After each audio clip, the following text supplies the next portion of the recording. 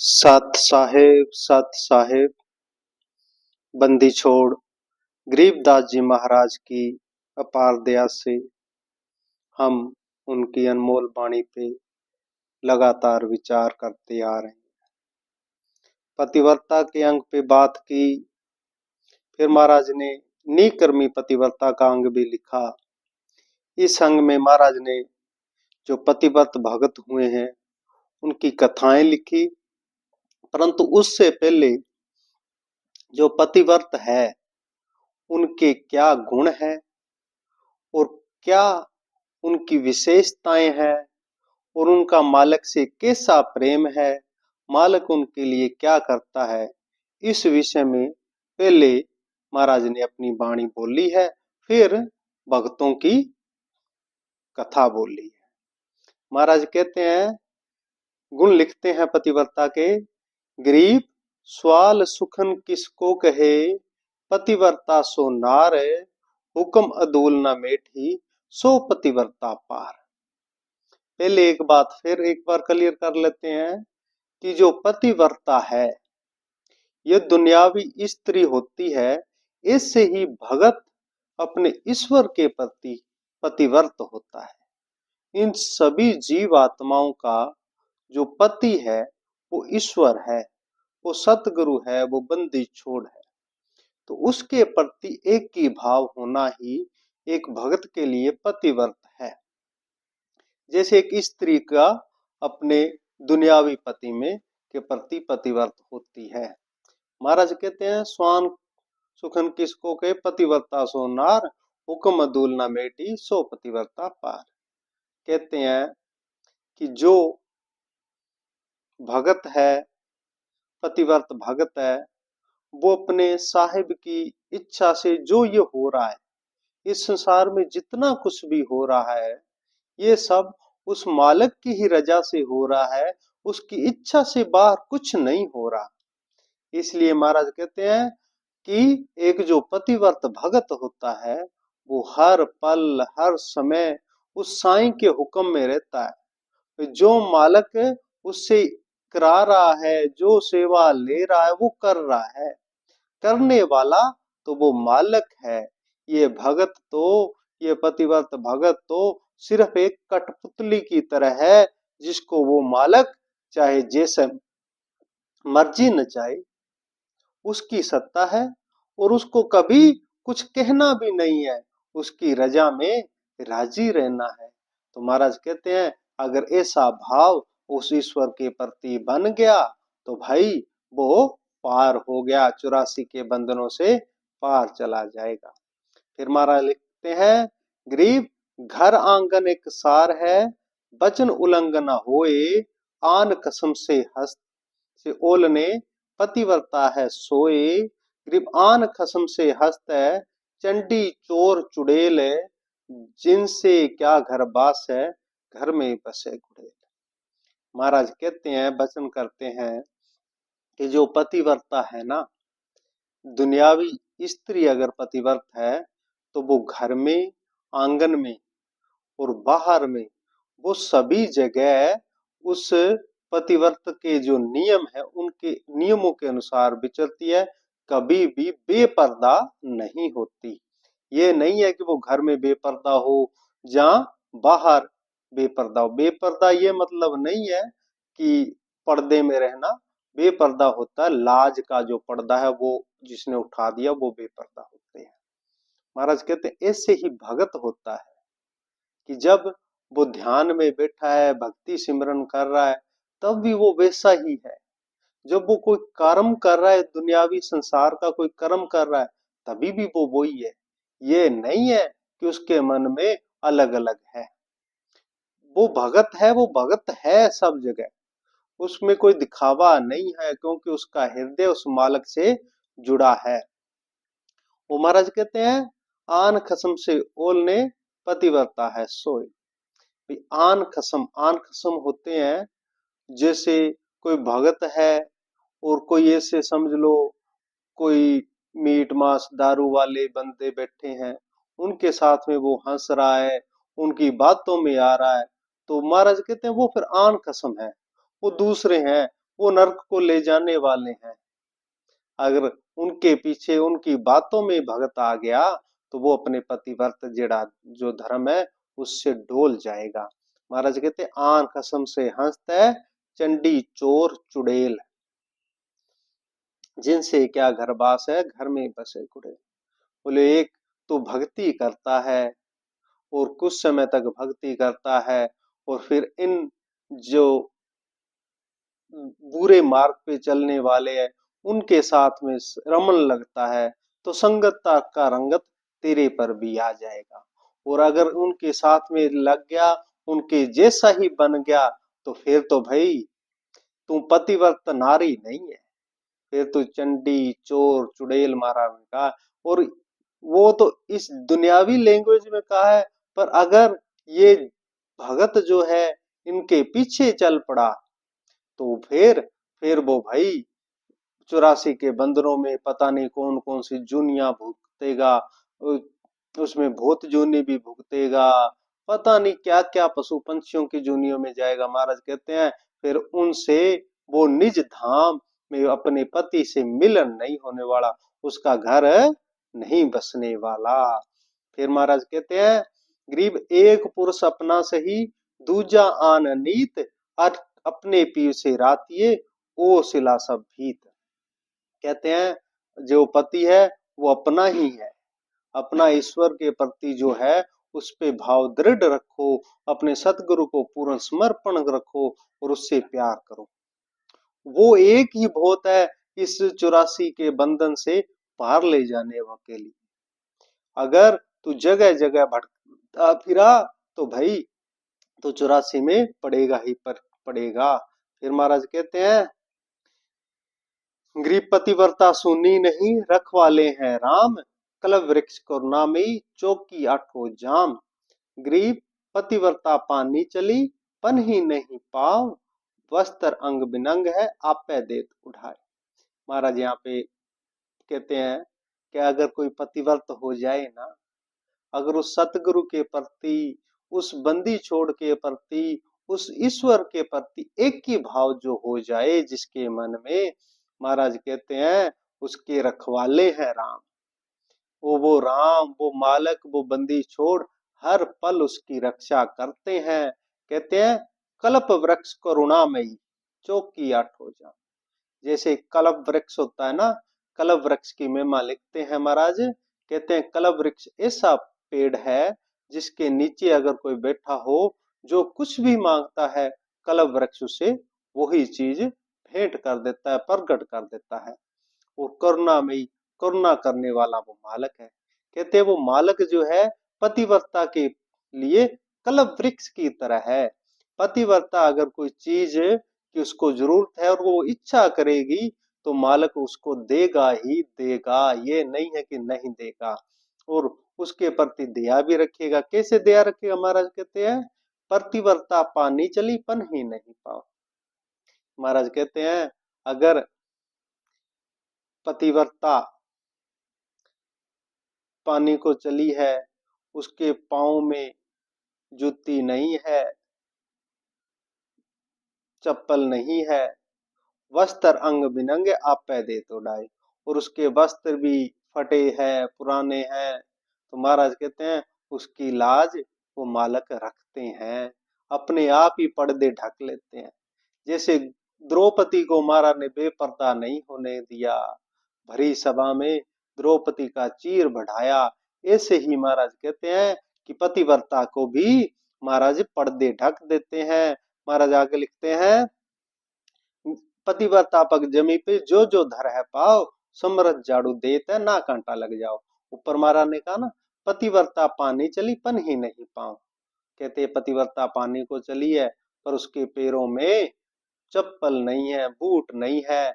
महाराज कहते हैं कि वो है तो नहीं, पर वो महाराज कहते हैं पतिव्रता जमी पर जो जो धर है पांव, जैसे जैसे वो कदम जमीन पे रखती है ना पतिव्रता, महाराज कहते समर्थ झाड़ू देत है ना कांटा लग जाओ। महाराज कहते उसका रास्ता साफ वो ईश्वर मालक आप करता है, भाई कहीं इसके पैरों में कांटे ना लग जाए। वो मालिक इतना उसका ख्याल रखता है, किसका? जो पतिव्रत है, अपने उस मालिक के प्रति, उस सतगुरु के प्रति, उस ईश्वर के प्रति। जो पतिव्रत है उसके लिए मालिक ये सब कुछ करने को तैयार है। जरूरत तो है तो अपने आप को समर्पण करने की, उस मालिक को याद करने की। फिर महाराज लिखे हैं कि जैसे समरस झाड़ू देते ना कांटा लग जाओ।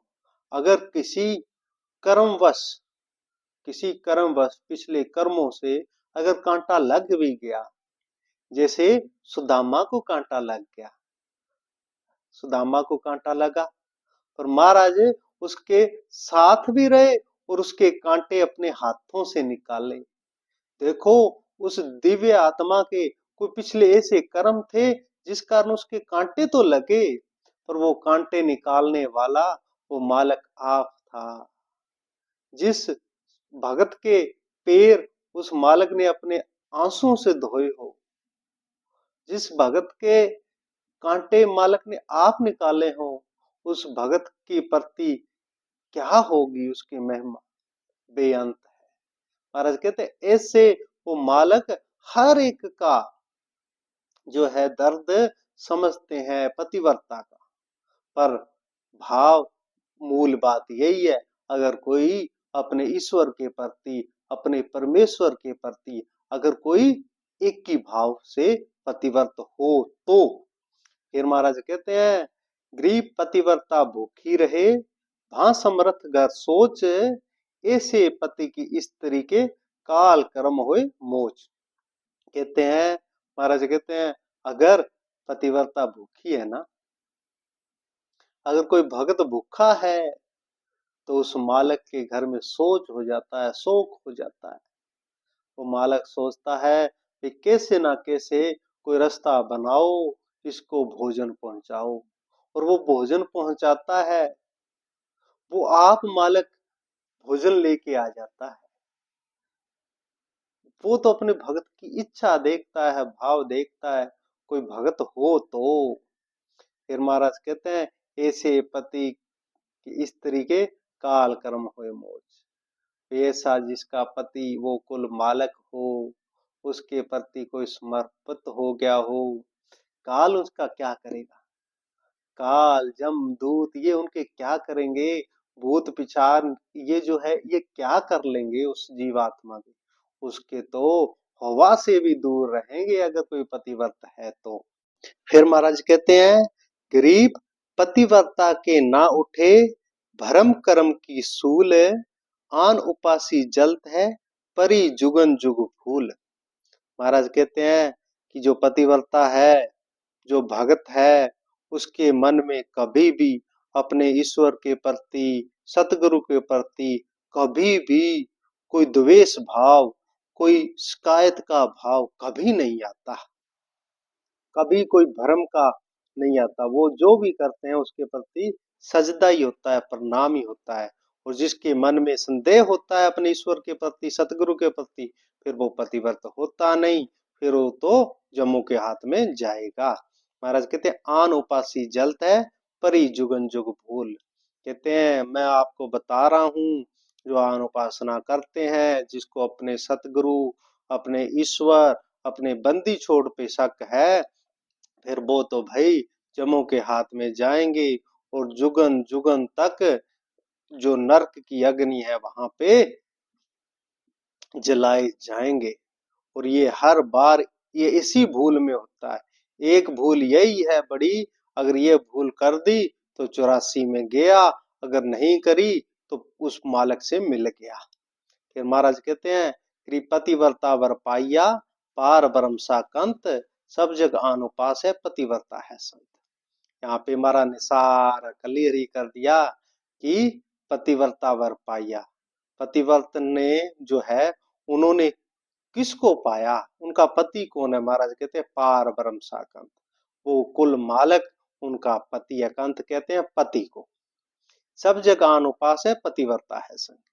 ये जो बाकी सारा संसार है ये यहाँ पे भटक रहा है, कोई किसी में भाव है, किसी का किसी में है।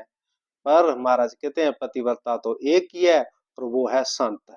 संत जो होते हैं वो पूर्ण पतिव्रत होते हैं और वो पार होते हैं। संत भगत जो भी अपने सतगुरु के प्रति अटूट है वो पार है।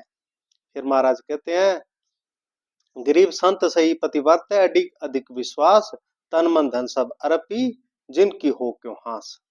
महाराज कहते हैं संत ही असल में पतिव्रत होते हैं, क्योंकि उनको विश्वास जो है महाराज के अधिक अधिक विश्वास है, अधिक से भी ज्यादा है उनका विश्वास, बहुत ज्यादा विश्वास, पूर्ण समर्पण, पूर्ण प्रेम है। महाराज कहते हैं तन मन धन सब अर्प ही, जिनकी हो क्यों हास। जिन्होंने अपना तन मन धन सब उस सतगुरु को अर्पण कर दिया, उस बंदी छोड़ को अर्पण कर दिया, फिर उनकी इस जगत में हंसी हो सकती है। महाराज कहते हैं कभी नहीं हो सकती। उनकी लाज रखने के लिए वो मालक आप आता है।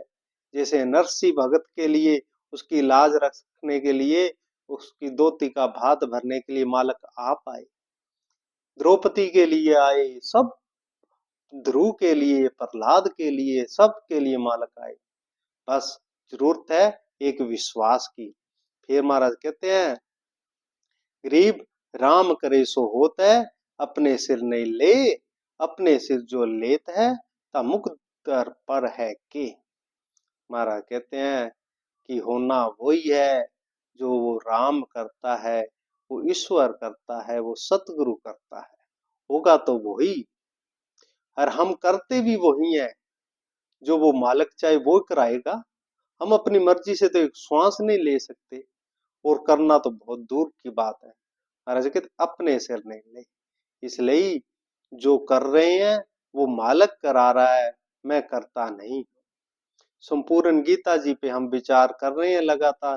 गीता जी में भगवान श्री कृष्ण अर्जुन को बारंबार एक ही बात समझा रहे हैं कि हे अर्जुन, तू जो ये कर्ता का भाव है ये छोड़ दे। मैं कर रहा हूं, मैं मार रहा हूं, मैं युद्ध कर रहा हूं, तू कुछ भी नहीं कर रहा। करने वाला तो वो ईश्वर मालिक मैं। तो इसलिए भाव यही है, महाराज भी यहीं पे वही बात कर रहे हैं, अपने सिर ने ले, अपने सिर जो लेता है ता मुकदर पर है ते। जो अपने सिर पर लेते हैं, जो कहते हैं मैं करता हूं, मैं करे सो मार। फिर महाराज कहते हैं कि जो मैं करता है ना, वो तो फिर मारा जाएगा भाई। मैं जो मैं कर, मैंने किया, मैंने, ये मैं जब तक है तब तक इंसान का नर्क में वास है, अधोगति में ही जाएगा। महाराज कहते मैं करे सो मारिए, तू करे सो छूट बे। इस मार में होशियार होए, गधा बने के भोक बे। ये जो मैं करता है वो मारा जाएगा, और जो तू करता है वे मालिक तू ही करता है, तू ही करता है, महाराज कहते हैं वो छूट जाएगा। वही भाव यहाँ फिर महाराज लिख रहे हैं। फिर महाराज कहते हैं आगे उदाहरण दे रहे हैं, गरीब रावण अपने सिर लई, विभीषण लई न कोय, 10 मस्तक रावण कटे, पर लंकापति थे सोए। कि रावण ने अपने सिर लई। रावण कहता है ये मैंने किया, ये मेरा परिवार है, मेरा लंका जैसा राज है, कुंभकर्ण जैसा भाई है, मेघनाथ जैसा पुत्र है, 10 मेरे शीश है। और इस ब्रह्मांड में उस समय वो कहता है मेरे जैसा कोई ज्ञानी विद्वान भी नहीं है। मैं करी। वो तो और भविष्य दूसरी तरफ उसका भाई था, वो कहता है भाई राम राम, वो मालिक जाने, भाई हम में कोई गुण नहीं है, वो मालिक जाने। तो महाराज कहते हैं रावण अपने सिर ले, भविष्य ले ना कोई, 10 मस्तक रावण कटे। 10 मस्तक रावण के तो मस्तक कट गए, मर गया, सारा कुल परिवार नष्ट करा लिया।